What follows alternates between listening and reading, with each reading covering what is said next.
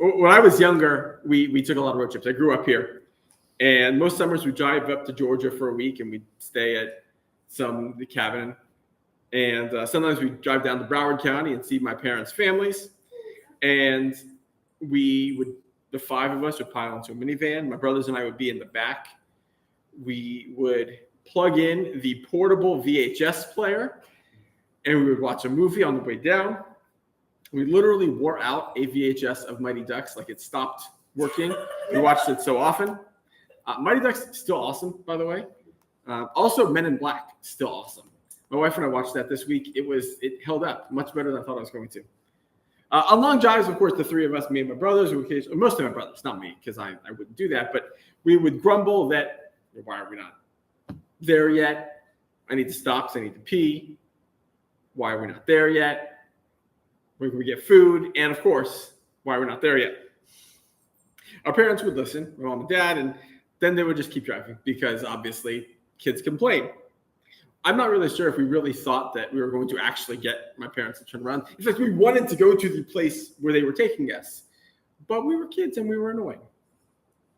Do we really think that the parents who had planned the trip, packed the suitcases, loaded the car, plugged in the portable VHS player with Mighty Ducks, do you really think they were going to turn us around? Obviously, we didn't. Now, I was thinking about these trips as I was reading this Parashat. The Israelites are grumbling once again about wandering in the desert. I kind of get it. Look, the wandering in the desert is hot. But at this point, it's keep in mind here that the Israelites have seen significant evidence of Hashem's power. Right? We can talk about the Torah, whether it's meant to be understood literally today or not. But in the context of the narrative, they understood that Hashem existed. Right? We can all agree about that. Once again, we're at the point where Moses has to intercede between Hashem, who is angry, and the Israelites. And at this point, I want to think, are the Israelites, what's going on here? They're clearly ambivalent about following Hashem's commands. They continue to question Moses' leadership. They ask, why have you brought Hashem's congregation into this wilderness for us and our beasts to die there? They can't see the forest, which would be freedom from slavery, the covenant with Hashem, for the trees, which is wandering in the desert for 40 years.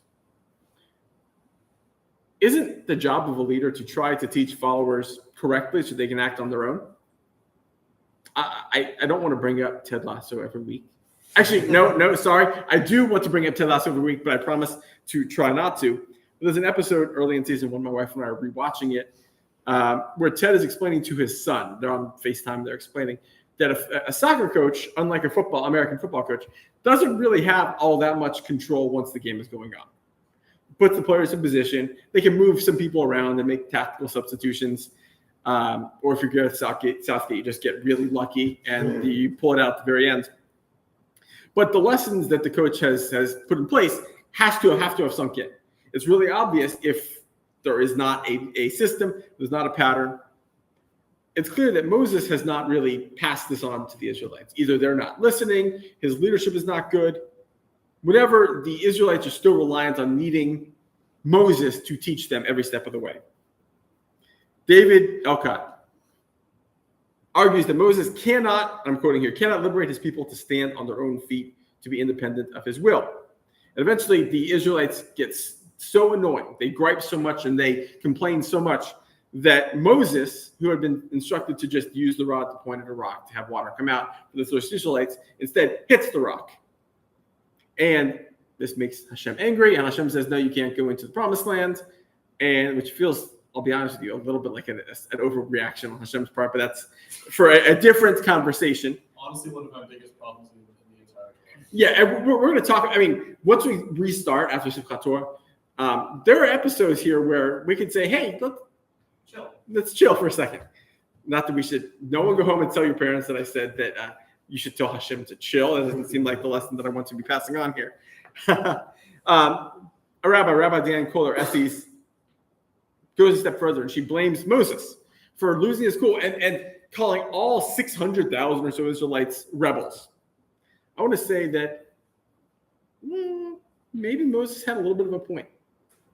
At some point, the Israelites, who again have seen the parting of the Red Sea, they've received the law that we're now past Shavuot. They understand that the Hashem exists and these laws exist, are still unwilling to really follow it, unwilling to acknowledge what Hashem is asking. It's sort of by way of wrapping up, this feels very much to me like a school or a college. I was a teacher for a long time.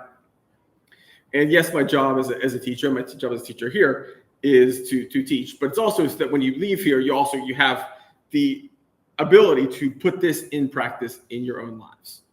In your majors, you're studying whatever you're studying so that when you go off to your next thing, you don't need to be referring to your accounting textbook.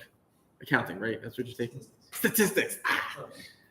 Statistics textbook every time. So that I could have it. What's up? I said I thought I spent all that money on it so I could have it at any, like, so someone asked me a question, but hold on, and then I can pull it up. Isn't that just what like our phones are for at this point?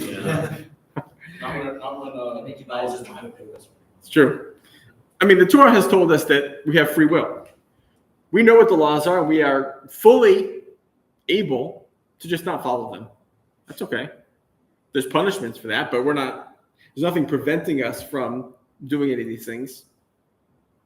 But Moses isn't angry that the people are not following Hashem's laws. He's angry that they are continuing to question their existence in the first place.